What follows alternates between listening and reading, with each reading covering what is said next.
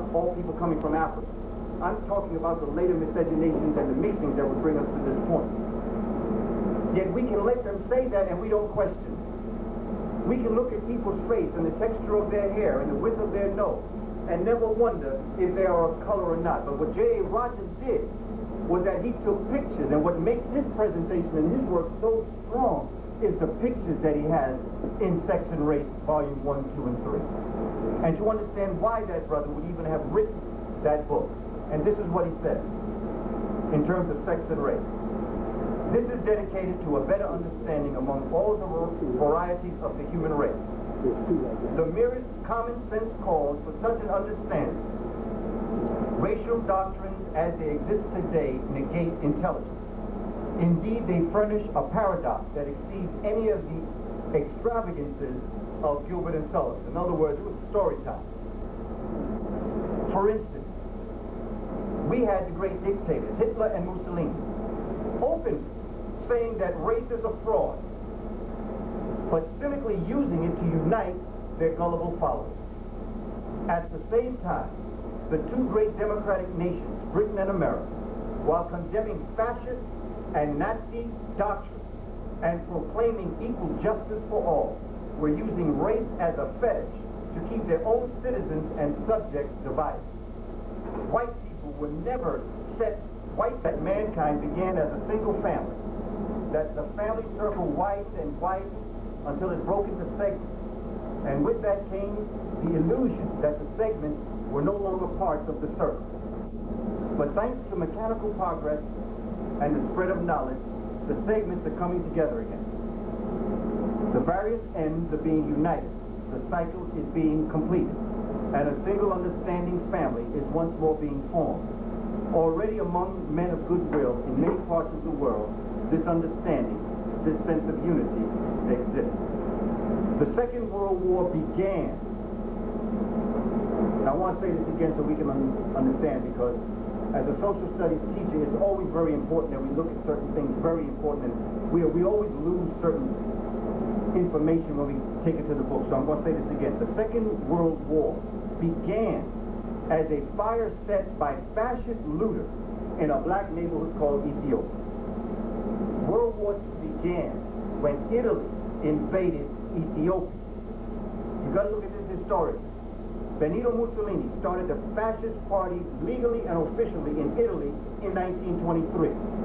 In that same year, Adolf Hitler was arrested because he was about to break with his political organization also, but Germany put him in jail. However, he was released because of the nature of the uprising amongst his followers. Hitler's hero was Mussolini. And the method he used to destroy the people that he used wherever he destroyed them in Europe was first learned at the feet of Mussolini, who murdered over 15 million Ethiopians in the early 30s. Now you sense what I'm saying? Because we have a sense that this World War II was about Europe. This was about Italy, because remember, in the Berlin Conference in 1885, Italy didn't get any land, and they were upset. And the powers told Italy, well, the only thing left is Liberia and Ethiopia, and we got plans for Liberia. So the only thing you can do, if you can get over those mountains and those islands, you got Ethiopia. But they could never get Ethiopia until the invention and the use of the airplane. Now let me tell you this also. It is important to understand that Pope Pius, Pope of the Christian Church, blessed the bomb that Italy dropped on Ethiopia. He blessed the bombs. He said these were God's bombs. He said, and God wants to destroy 15 million Ethiopians, black people. Forget the fact that we even got our faith system from them, and the evidence is that we are in the church where it came from. Forget that the first language was an Ethiopian language.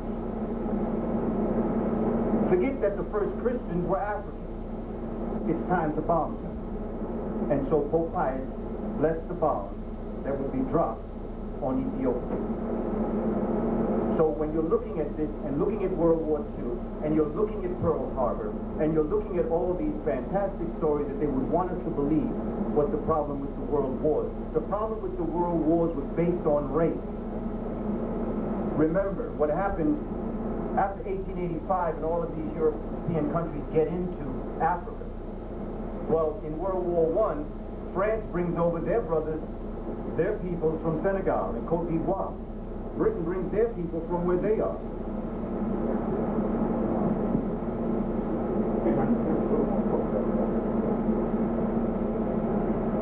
And British had their people, France had their people, and they came to Europe and fought. The problem is that colonialization was so horrible in Africa, and white supremacy was so horrible in America, many Africans and African Americans remained in Europe after World War I. And Germany, before Hitler now, this is before Hitler. This happened a long time ago, but Hitler happened to be the one to inherit this responsibility to get rid of all black people. But remember, Hitler wasn't creating a new religion. He was creating a new race. It was the Aryan race. The blonde hair and blue eye. And the closer you got to that, the more perfect human you were. And the more away from that you got, the less of the human that you were. And so the first people murdered in World War II by the Germans were Africans and African Americans. And when they ran out of Africans and African Americans, they started on the gypsies. And when they ran out of gypsies, they looked over at the French and they said, well, you're the ones that brought them Africans over in large numbers in the first place. We're going to kill you too. And then they went after the Catholics. And then they went after people of Jewish faith. Now this is the history of what Germany was attempting to do. Had they won the war, we'd be speaking German today. But fortunately for the world, it wasn't. Or wasn't. Because we know that the great majority of scientists, Nazi scientists, they came to America. Right. Find themselves out on Long Island. Are you surprised at the West Nile bomb? I would be, well, see, I'm surprised that you're surprised. Right. I'm surprised why they named it West Nile. No such thing as West Nile.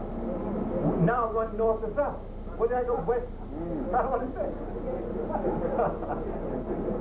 It's an illusion. It's all an illusion. Stargate, the movie. I remember when it came out, you know, that was real heavy. There were things about that they were telling about themselves that I just had to get into the book, because the book will tell you a lot more than what the movie will tell you. They can develop plot in a book, but they can't do it in a movie. And the story about this Ra, this great powerful figure, had this awesome power, this mind power over the people. Just by the mere mention of his name or the idea that he might be coming made people go away shuddering. But in the book, the way in which they said that he got this power was that what an oppressor will do is they will always create a myth. Even if they're not afraid of you believing the truth, they'll tell you a lie because they're going to make you believe the myth. And making you believe what you know not to be true takes away your intellectual freedom. So what they will do is they will tell you a myth. The second step is get you to believe the myth.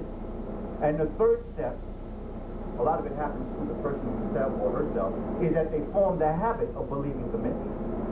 And while it's always the last form, it's always the hardest to get rid of. Because we no longer believe the myth, but aren't we in the habit of believing the myth? We're still going through the movement of what we would have gone through if we believed it. We're telling our children, why aren't you learning? And our children are sitting in classrooms and saying, Mommy, the teacher don't know what they're talking about. We're telling them, you've got to learn. And the children turn back and they say, what are we going to learn? We know, we went through that system, and we know that we didn't learn anything. So why are we surprised at what's happening to our children? It's boring in the classroom. Not all teachers, please. I'm a teacher. I'm proud to be a teacher. I wouldn't want to be anything else than a teacher. But just like I would tell a policeman, we got to bring down that blue wall, I tell teachers, we got to bring down that classroom wall. And we got to flush out them bad teachers. And we got to bring the good ones in, the ones that care, the ones that don't live so far away. My goodness, by the time they get to school, they fall asleep, they're tired. But machine, well, you got to pay them higher rents so way out there where you move to get away from the children that you're teaching.